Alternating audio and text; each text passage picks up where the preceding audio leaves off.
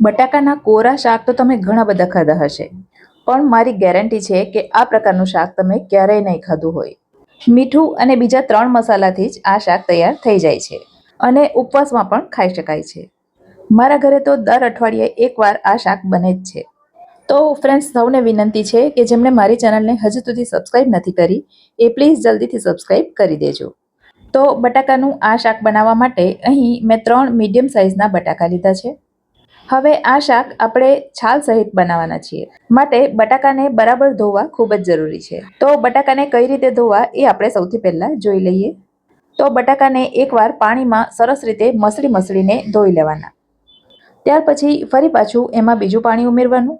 બટાકા જમીનમાં ઉગતા હોય છે, માટે એમાં ઘણા બધા માટી અને રેતી ચોંટેલા હોય છે. તો આ બધું બરાબર રીતે દૂર થાય એના માટે બટાકામાં બીજી વખત પાણી લઈએ, એમાં સાથે 5 ચમચી જેટલો બેકિંગ સોડા ઉમેરી દેવાનો અને આ પાણીમાં બટાકાને સરસ રીતે મસળી લેવાના અને ત્યાર પછી 10 થી 15 મિનિટ સુધી આ જ પાણીમાં રહેવા દેવાના. અને ત્યાં સુધીમાં આપણે શાકમાં ઉમેરવાના મસાલાની તૈયારી કરી લઈએ. તો આગળ કહ્યું એમ આ શાક માત્ર 4 વસ્તુથી તૈયાર થાય છે. તો સૌથી પહેલા ½ ટીસ્પૂન જેટલું સિંધવ મીઠું લીધું છે. અમારા ઘરે નોર્મલ ખાવામાં પણ સિંધવ મીઠાનો જ ઉપયોગ કરું છું, માટે મેં એ લીધું. હવે 1 ટેબલ સ્પૂન એટલે કે 1 મોટી ચમચી ભરીને લઈશું ધાણા જીરું. સાથે જ ½ ટીસ્પૂન જેટલી હળદર લઈશું અને 1 ટીસ્પૂન જેટલું લઈશું તીખું લાલ મરચું. તીખું જો તમે વધારે ખાતા હો તો વધારે લાલ મરચું ઉમેરી શકાય. અને બીજું કે આ શાક જો તમે ઉપવાસ માટે બનાવતા હો અને ઉપવાસમાં આમાંથી કોઈ વસ્તુ તમે ન ખાતા હો તો એ નહીં લેવાની. હવે બધું બરાબર મિક્સ કરી દઈશું અને ફરી પાછા આપણે બટાકા તરફ જઈએ. તો 15 મિનિટ પછી ફરી પાછા બટાકાને સરસ રીતે મસળીને ધોઈ લેવાના અને ત્યાર પછી બીજું સાદું પાણી લઈ એમાં પણ ધોઈ લેવાના. તો બટાકા હવે સરસ રીતે ધોવાઈ ગયા છે, તો એને આપણે સાફ કપડાથી લૂછી લઈશું. હવે આ બટાકાના વચ્ચેથી 2 ભાગ કરવાના છે. તો બટાકાને આ રીતે ઊભો પકડી વચ્ચેથી કટ કરી દેવાનો. ધ્યાન રાખજો, આડો કટ નથી કરવાનો, ઊભો કટ કરવાનો છે.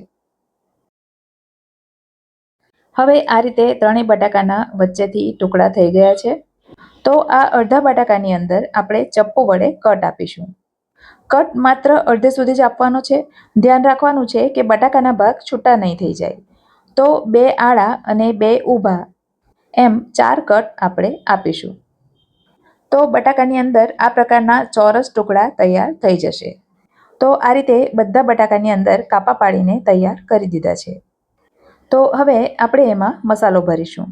મસાલાને ભરતા પહેલા હાથથી મસળીને સરસ મિક્સ કરી દઈશું.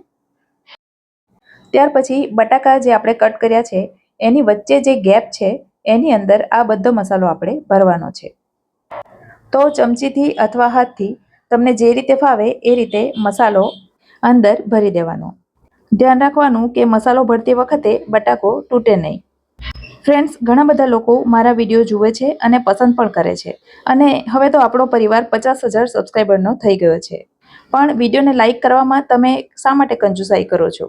તો હવે પછી જ્યારે પણ મારા વિડીયો તમને ગમે ત્યારે લાઇક કરજો, જેથી મને પણ નવા વિડીયો મૂકવા માટેનું પ્રોત્સાહન મળે. તો તમે જોઈ શકો છો આ રીતે મેં બધા બટાકા ભરીને તૈયાર કરી દીધા છે અને આટલા બટાકા ભરવામાં બધો મસાલો પણ વપરાઈ ગયો છે. જો મસાલો તમારો ઘટે તો ફરીથી બનાવી લેવાનો અને વધે તો દાળ શાકમાં એનો ઉપયોગ કરી શકાય. હવે આ તરફ ગેસ ઉપર મેં એક પેન લઈ લીધું છે અને એમાં 3 ટેબલ સ્પૂન જેટલું તેલ લઈ લીધું છે. હવે અહીં આપણે કોઈ પણ જાતનો વઘાર નથી કરવાના. એટલે તેલ ગરમ થાય એટલે એક એક કરીને બધા બટાકાની સ્લાઇસ અંદર મૂકી દેવાની.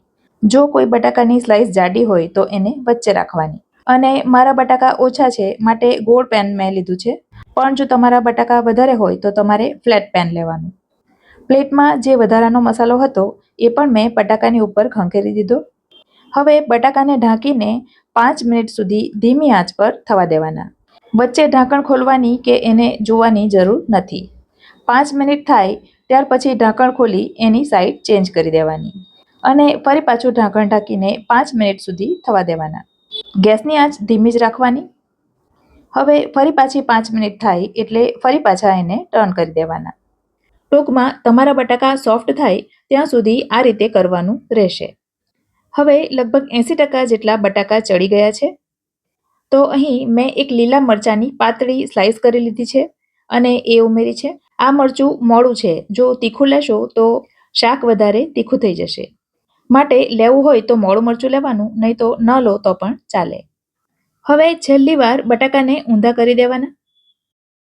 હવે બટાકા લગભગ ચડી ગયા છે અને તમે જુઓ છો એમ ખૂબ જ ટેસ્ટી દેખાઈ રહ્યા છે.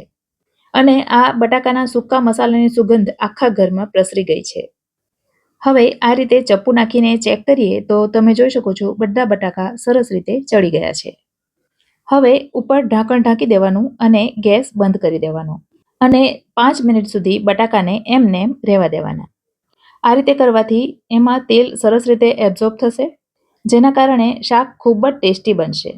તો હવે શાકને મેં એક પ્લેટમાં લઈ લીધું છે અને ચમચીથી તમને તોડીને બતાવું તો તમે જુઓ કે બટાકા કેટલા સોફ્ટ થયા છે. આ શાકને તમે રોટલી કે પૂરી સાથે ખાઈ શકો છો. તો મારી આ રેસીપી ગમી હોય તો વિડીયોને લાઈક ચોક્કસ કરજો, તમારા ફ્રેન્ડ સર્કલમાં શેર કરજો. તો ફરી મળીશું આવી જ એક નવી રેસીપી સાથે. ત્યાં સુધી મને રજા આપો. આવજો.